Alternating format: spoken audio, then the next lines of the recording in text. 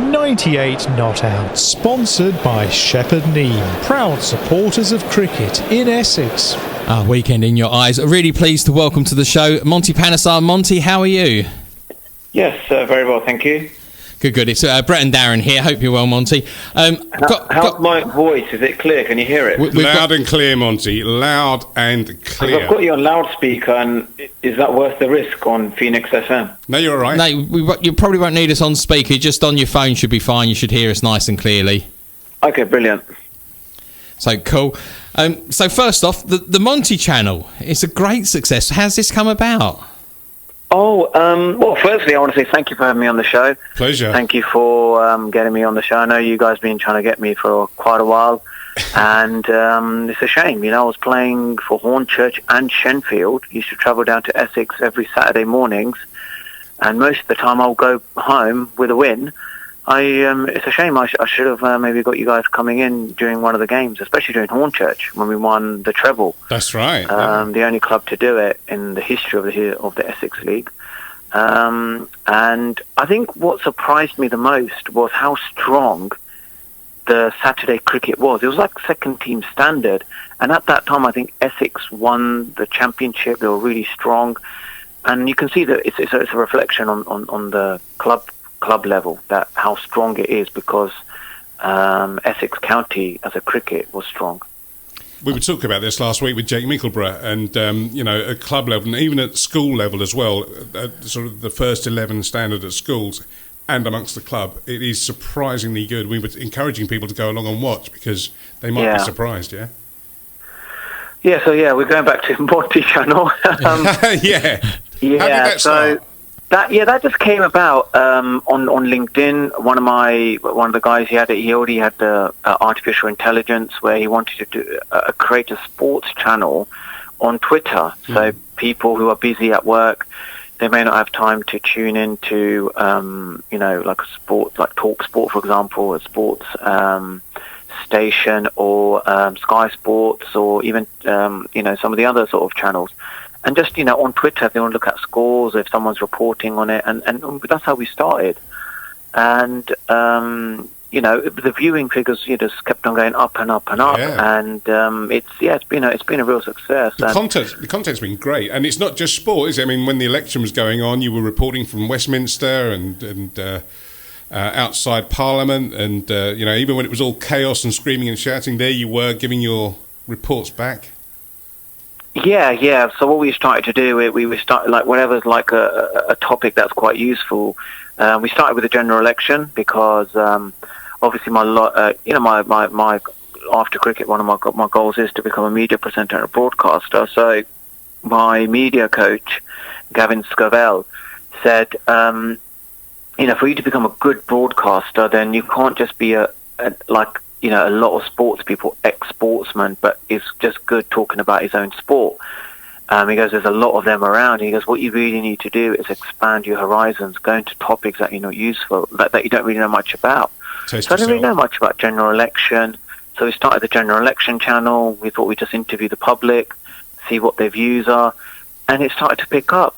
People started to tune in because just the questions we asked, No, it was fantastic, and I was retweeting everything because I was trying to say to people, you must look at this. It's really good stuff. Yeah. Thank you for doing that. No, pleasure. And with lockdown around, you're still going strong, and home exercising and using the furniture to do exercises. Yeah. That's what I started to do. I started off with a Tesco bag to do shoulder raise, and we put it on the Monty Channel, and it got quite a few views on there. And then we did the sofa leg press, and that really got quite a... One of our listeners has emailed in and said, please can you ask, this is Nick Hobbs, hello Nick, he is saying, please ask Monty, how many sofa squats can you do? How many? How many sofa squats? Is this something lying on your back with the sofa? Yeah, you could do a lot of things on there, but you got to have obviously strong legs. I wouldn't advise anyone to to do it like David. I wouldn't want you to do it because let's be honest, walking's good for you as a starting point. I'm just actually I haven't caught up with them. I'm just noticing the cricket back pull-ups at the moment. That seems like a nice gentle. Oh, on the dining chairs, yeah. Yeah. That's a long handle bat there, and I was able to, because I got long arms, I'm able to do these exercises. But I think what it finds is that there's a lot of people who are quite, at home and kind of bored, and I feel that doing a sporting sort of furniture exercises will get people to be a bit more creative at home, and also something for them to look at as well. These what sports people are doing, trying to be inventive, creative ideas, and also, I think when I spoke to my the owner of the channel, Peter Lamb, he also has a golf setup as well, same thing as in golf, where he works with Nick Faldo very closely, and with cricket he works with me, and I think he's trying to get one for rugby and football as well. Very good. And for him, viewing figures is his kind of measurement, that he looks at. So for us, it's important that we give informed information, but also sometimes it's nice to do fun, silly things that will catch people's attention. We'll think, there's Monty just being the full Monty again. That's good. It's very, very good. So on the TV channels during this lockdown and no cricket, we've been seeing a lot of old matches and old games, and one of the things that came up was Cardiff 2009, where you took the nation, you became the nation's sweetheart, the nation's hero. Tell us about what was it like from your point of view, that hot day when you were batting, you came in at number 11 to try and hold up one end? Yeah, I think for me it was really interesting, because I didn't have any expectation. People even in the dressing room would just thought, it's Monty going to bat. Half the team put on their whites anyway whenever I go out to bat. And even then that becomes your expectation. You kind of think, the teammates think, I'm going to get out anyway, so I probably will get out. There's no pressure on you to score any runs, unless there's someone else, where you need to get someone on 100. Then you kind of feel like you help them get to 100, and then you kind of that makes you sort of gives you a bit of satisfaction. I took on a few bouncers and tried to see off a really good spell, which was difficult for me, so you can get my mate on 100. No expectation. And I remember Jimmy saying to me, just make sure if it's straight, just put, you don't get bowled, and if it's a bouncer, just drop your hands and if it hits you, it hits you. But we don't want to you to sort of hang your bat halfway, and then because you think it's going to hit you, and then you fend it off and you get edge and you're out. So I thought, this is a time to take a few blows, then just take them, because if we somehow draw this test match, it will be a miracle, and it was, and we couldn't believe it that we actually saved a test match. And I remember Jimmy being so delighted and happy, and for me it was I just at the time when I was batting at the crease, I felt so calm and relaxed, but I didn't realise the whole nation was so nervous and tense. It's like, oh my God, it's Monty batting, It's like we just don't know what's going to happen when he comes out to bat, and you can even the whole nation, they're gripping by their teeth and thinking, oh please, just don't get out, and sometimes the odd miracle does happen, and I think on that day, it was a big miracle. Now, I actually took part in a cricketer quiz the other day, and it asked to name your 92 test victims, I think it was, or the 92 92. That was the players you got out. Obviously, some of them were more on multiple occasions, but the list was a pretty famous list. You didn't seem to get too many. I'll put it in inverted commas, bunnies in your list. It was mainly all top order batsmen, I thought. You're absolutely right. I remember that. I remember this article on the BBC saying that I think more than 60% or 70% of my wickets have been top order batsmen, especially in the top six when I first, got my wickets. It was just, I think what it was more of the pleasure and getting a top order batsman out. It's like a tail ender. You don't really you don't feel like it was that much of a challenge, but when getting a top order wicket was that really got me involved in the game, and I the felt joy like on your much face of a when challenge. Did you actually tend to sort of focus a bit more against the better batsmen? You saw it more as a challenge, and you had to do something to get them out? Yeah, I think, this sort of thing of getting a top order wicket out and focusing really hard started off when I was at Northants, and I just come back from university. I thought it was my last year of my contract, and as you do when you're last year of your contract, you start looking for graduate scheme jobs, and then next thing I know, Usman Afzal sort of telling Kepler Vessels, that guy over there who's practicing ever so hard but keeps dropping the catches. I reckon we should give him a go because we're losing every game. Yeah. Produce turning wickets. Let's just give him a go and see what he's like. And we were losing. We were bottom of the table then, and the 4-day game. And I remember bowling to Graham Hick against Worcester. At Northampton. He came on and I got him out very quickly in the first 3 or 4 balls I bowled at him. Second innings again, very quickly. And it just gave me this great feeling like, you know what, I want to get top order wickets because I just feel like I'm in the game. You get a quick top order wicket and you can see how the whole team, even the coach and the opposition, thinks, wow, if he's getting our best batsman out, he's going to get all the other guys out. What was your psychological edge? What was your secret for getting so many revs on the ball? Because Sorry? What was your secret for getting so many revolutions on the ball? Because I think, I remember speaking to Varney because Michael Vaughan kind of got the best out of me, as a cricketer. And he said to me, just bowl it with pace because you get more revs on it. When you try and bowl it slower, you don't get as many revs. And I think it's just to do with my long fingers, to do with my dynamic action, that I was able to just get my fingers to wrap around the ball as well as bowl it with pace, because you find a lot of spinners, they tend to bowl a bit slower than me because they can't get their fingers to complete because of my long fingers. That was one of my strengths. I had the strength in the fingers and I could sort of twist my fingers quickly and the wrist with pace, and that was one of my major advantages. And I was just getting the ball to bite and turn, getting that late dip on the ball, which was my strength. When I was bowling at my best, so at the back end of it, get so many revs on it that would arc, and then it would just bite very quickly. And so Varney was big on that. He goes, mate, just keep bowling your best ball because your best ball is really, really good. So he encouraged me to do that, and I was like, I'm going to get these. I backed myself to get it. My captain's backing me, and then you just sort of you have a belief in yourself that you can get top order wickets. Who was the wicket that gave you the most pleasure, or if you were starstruck, or if you thought, God, I'll never get this guy? Well, obviously it's got to be the first Test wicket, which gave me the most pleasure because I never used to celebrate like that. Never. And when I took his wicket, it was sort of like, has this really happened? Has Alim Dar really lifted that finger to give me one of my best experiences in life?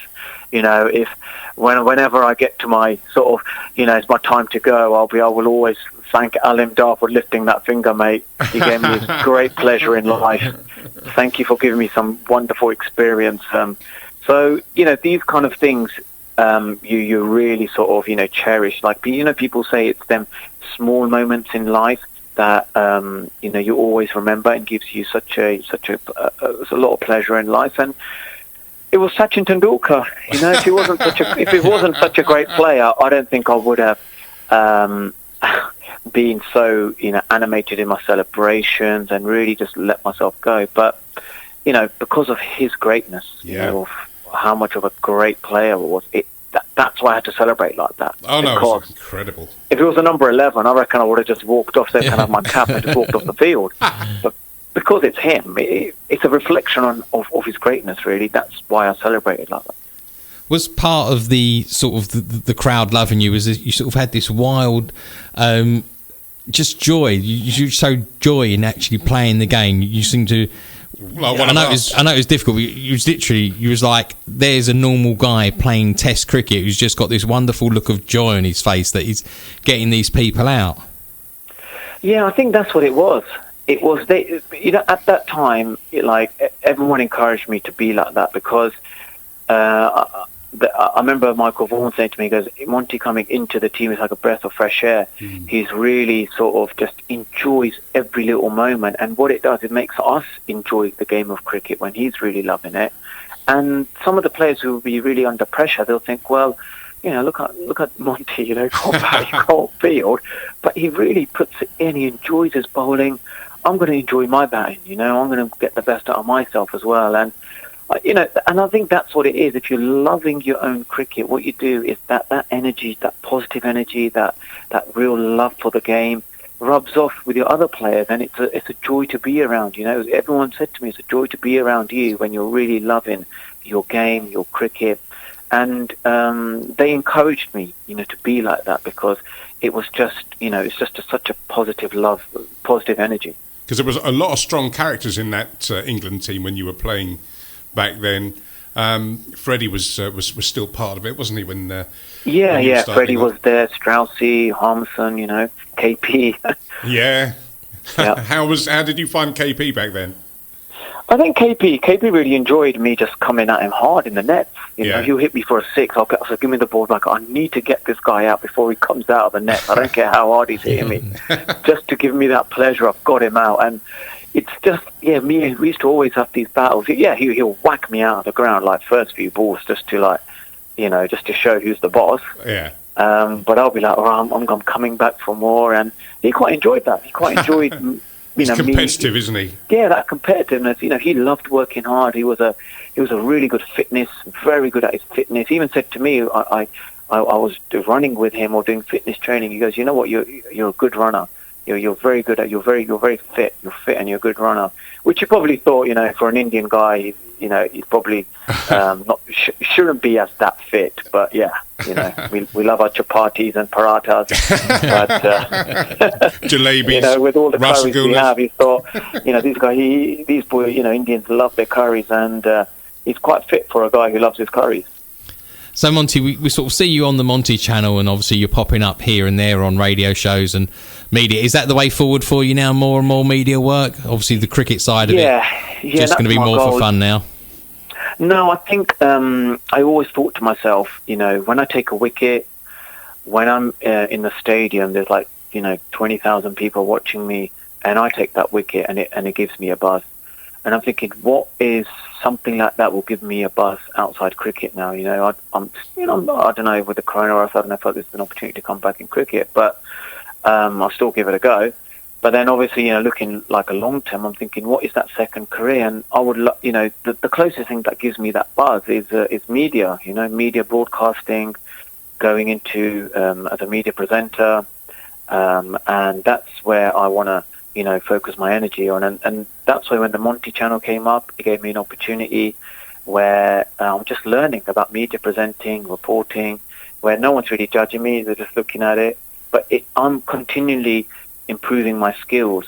And then I'm also a radio presenter at Punjab Radio, which I've interviewed, quite a few people. And, over the last sort of 6 months or so, that's gone, people saying, you're becoming much better as a presenter. You'd have to come here and co-present one show with us when the lockdown's finished. I would absolutely love to do that. I was also a radio presenter at Rise FM, is it? Yeah. It's a local station, That's a local one, yeah. I think they're Chelmsford based, aren't they? And I went into that station because it's more of an urban station. It talks about different types of, more towards maybe, Islamic religion. But because I'm a Sikh, it's testing me. I don't really know about Islam as much as I Sikh. But then I went into it, and that's what my media coach said, Gavin Scavell. He goes, Monty, you got to go into different areas. Test yourself. And push yourself out there. Do things which are which you have no fear of doing, like going outside, Westminster and interviewing someone who doesn't want Brexit and the opposite of that, and hearing people's views. You kind of really learn the landscape, the politics in this country, and then the other side, the fun stuff. I'm leg pressing and Well, talking of this, I've been watching on Instagram this week you and Saj Mahmood bantering with each other. Now you are revealing loads and loads of new talents, Monty. There's singing, which you're very good at. Yes. What I like are the accents. So you do a Cockney, you do an Aussie, you do a Jamaican. Can you give us a few accents before you go? So which one would you like? Let's start with Cockney. Give us a Cockney. All right, mate. Yeah, how's that? All right, we just need to go down London. West Ham. We've got to go to Phoenix FM. You know what I mean? And get some diamonds, and then make sure you bring the cash as well with you. You got it. Listen. By the way, the car outside, the getaway car. Yeah, it's that Fiat 500, yeah. Make sure you've got balaclava on, mate. It sounds like What it's a about- role in the Guy Ritchie film. Yeah, I coming think up so. for yeah. you. What about an Australian accent? Oh, you got to put the shrimp on the barbie, mate. Yeah. That's Shane Morn over there, man. He's a handful over there, but even on a flat one, gets it to turn. And a Maybe Jamaican? maybe a few pebbles on that pitch. Jamaican? Yeah, boy, what you saying, boy, man? Yeah. Monty. You're going to be driving me today. No. The only thing you'll be driving is your car, boy.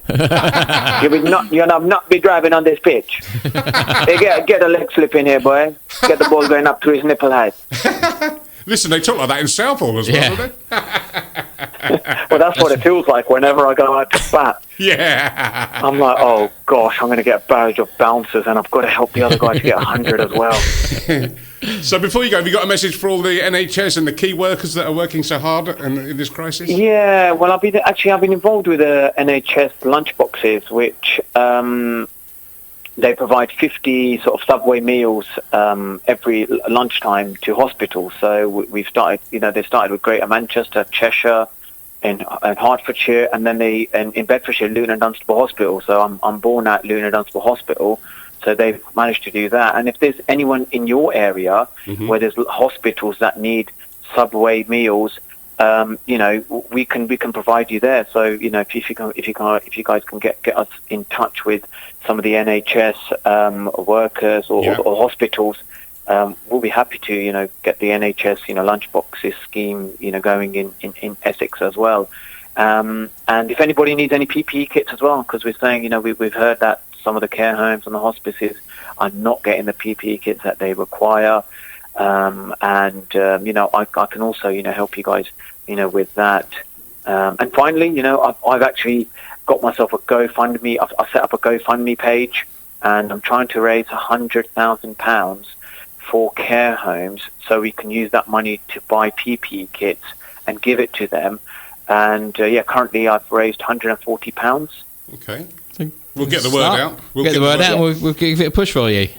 Yeah, that'd be brilliant. And if there's any local hospitals or hospices that you think could do with PPE kits, please just get in touch with me. I'm sure there will be. Monty, thank you very much for your time indeed. Fantastic. And we will drag you in here to co-present one week. Definitely. Absolutely, I would love that. I would absolutely love that. Take care and go well. And thank you for being such a great guest, Monty. Thank you. Yeah, thank you for having me on the show. Cheers, Monty. soon. Thanks a lot. Thanks, mate.